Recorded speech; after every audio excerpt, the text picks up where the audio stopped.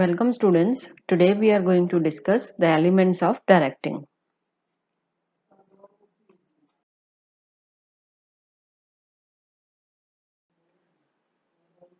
There are four elements that we are going to be study about.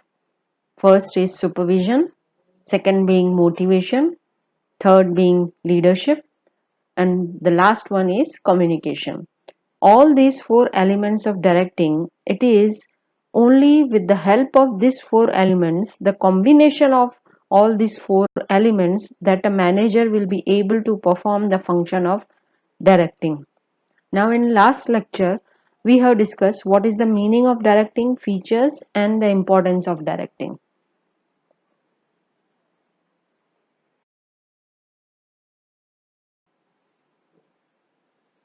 Today we'll be taking up the first element of directing, that is supervision. Now I think you all must be aware with the word supervise.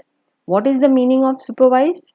That is to just oversee actions of the particular individual and making sure his actions are directed towards the achievement of specified objectives. So supervision includes giving instruction as to how the work is to be done and at the same time guiding the employees to do the work in a right manner so that the objectives are achieved within the specified time. Now, with this, if I was to define supervision, it is guiding and directing the efforts of employees towards the accomplishment of organizational goals. Supervision doesn't mean that you give instructions. You will have to be there with employee at times if he is deviating somewhere. So you have to there as a guide, as a mentor to the worker. And this particular function of supervision performed by the superiors working at the operational level.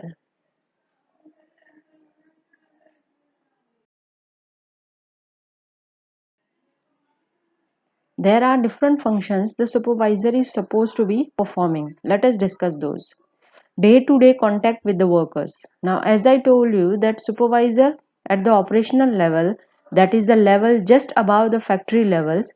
So, he is the one who comes in direct contact with the workers and interaction with each worker at the operational level.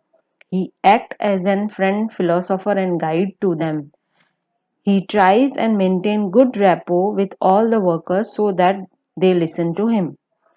Second, he acts as a link between the worker and the management. He is the only one who comes in direct contact with the workers, so he translates the objectives and the plans and the policies which have been designed by the management to the workers. And in a similar way, he gives a feedback of a worker's performance back to the management. He also take up the grievances of workers back to the management. So he is a very important link between management and the workers. Then maintains the group activity. It maintains group unity. So the function of supervision will always sort up any kind of internal differences. Suppose if the supervisor is performing this supervision function and he has 15 employees under him and he sees that there has been groupism, that is there are 7 employees in a one group and 8 employees in another group and they constantly keep on fighting. So he through the function of supervision would sort out the internal differences.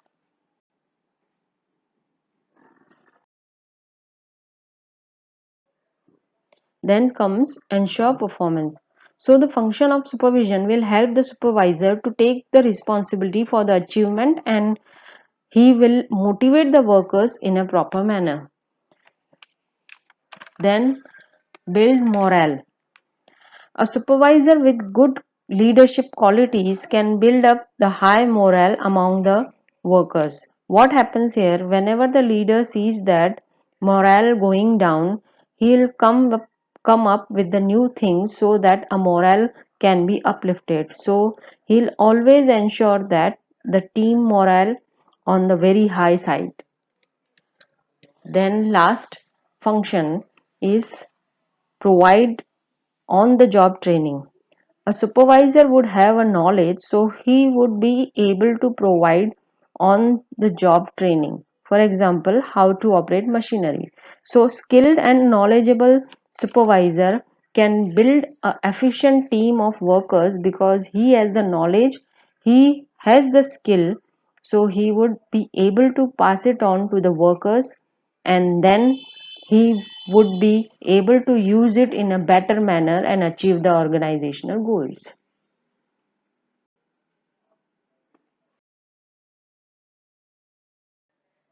Hope students you are clear with the topic.